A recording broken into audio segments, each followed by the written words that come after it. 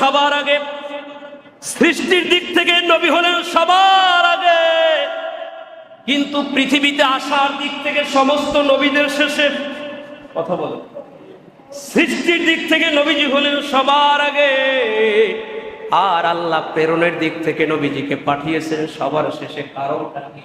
কারণ তো অবশ্যই আছে।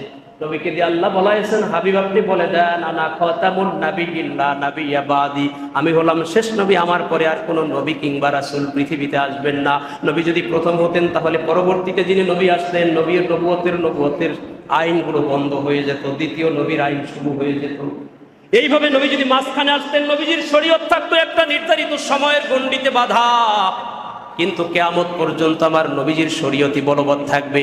যেই কারণে সব নবীকে আল্লাহ আগে পাঠালেন, শেষবারে আমার নবীজিকে পাঠিয়ে দিলেন। কিয়ামত পর্যন্ত আর কোনো নবীর নবুয়তের কোনো কার্যক্রম চলবে না। আমার নবী